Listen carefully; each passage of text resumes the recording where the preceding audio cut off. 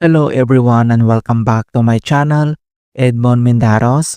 And for today's quick tutorial guys, and I'm going to show you on how to resolve RTUX 64W10.SYS blue screen update error in Windows. The RTUX 64W10.SYS blue screen error is among those critical errors that may strike anytime in Windows. This .sys file is involved with the Realtek Ethernet driver, which is responsible for network functionality for most system running on Windows OS. Possible causes for the RTUX 64W10.SYS blue screen include outdated or corrupted network drivers, conflicting recent Windows updates, software incompatibility, malware infections, corrupted system files, and defective hardware. Kung paano ba natin ito i-fix, and without further ado, and let's go ahead. So the first solutions we will do is to update the Realtek Ethernet driver. Kung paano ba yan natin gawin? So all you have to do is to open up on a search menu. And dito sa search for app, so type mo lang dito yung device manager. And then i-click mo lang dito yung open. So once na-open mo na tong device manager, and then next step ay kailangan mo lang i-select dito yung network adapters. Okay?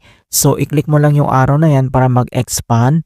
And next step, kailangan lang natin i-update itong ating Realtek Internet connection type. Okay? So makikita nyo dito yung ating connection types.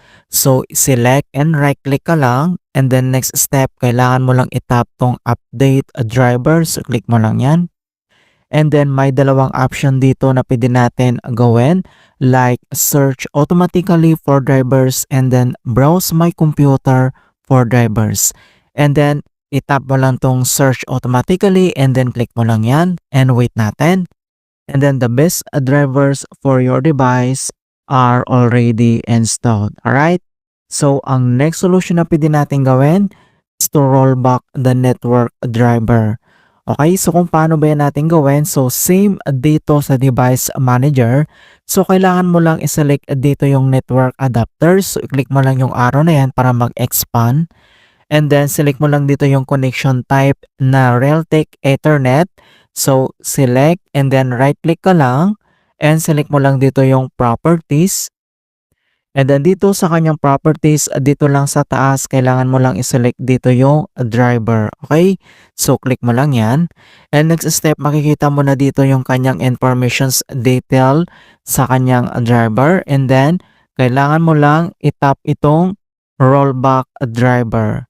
So, if the device fails after updating the driver, roll back to the previous installed drivers. Okay, so kapag hindi grayed out ito mga kaibigan, so kailangan mo lang itap yan and next step, and then click mo lang dito yung okay. Alright, so click mo lang yan. Alright, so after ng rollback the network adapter, so same dito sa device manager, ang next solution na pwede natin gawin is to reinstall the Realtek Internet. Kung paano ba yan natin gawin? So same, select mo lang dito yung network adapter, so i-click mo lang yung arrow na yan para mag-expand. And then select mo lang dito yung connection type na Realtek Internet. And then select. And then kailangan mo lang mag right click. And next step, kailangan mo lang i-select dito yung uninstall device. Okay, so i-click mo lang yan. So once na-click mo na yan, and then kailangan mo lang i-reinstall ulit. Alright? So after dito sa device manager, and then ang next solution na pwede natin gawin is to run the FSC and DSIM scan. So kung paano ba yan natin gawin? So all you have to do is to open up on a search menu. And dito sa search for apps, so type mo lang dito yung CMD. Or ito yung tinatawag na command prompt. And then kailangan mo lang mag right click. And select mo lang dito yung run as administrator.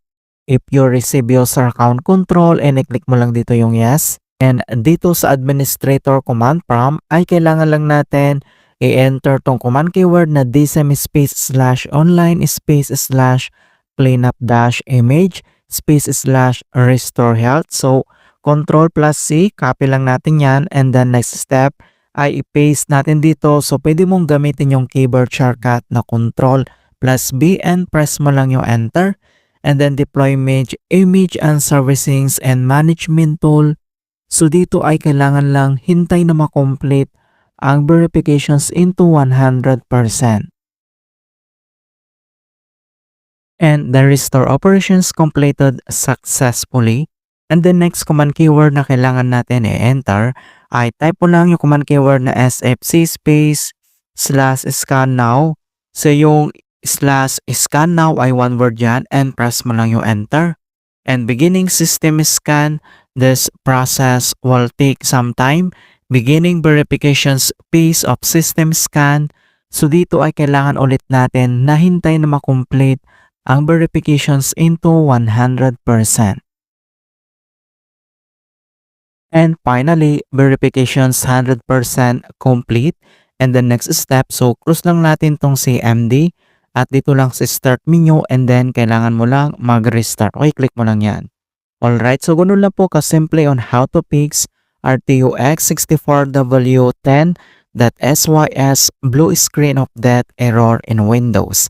And please don't forget to like this video and subscribe to my channel for more quality content. Thank you guys and see you in my next tutorial.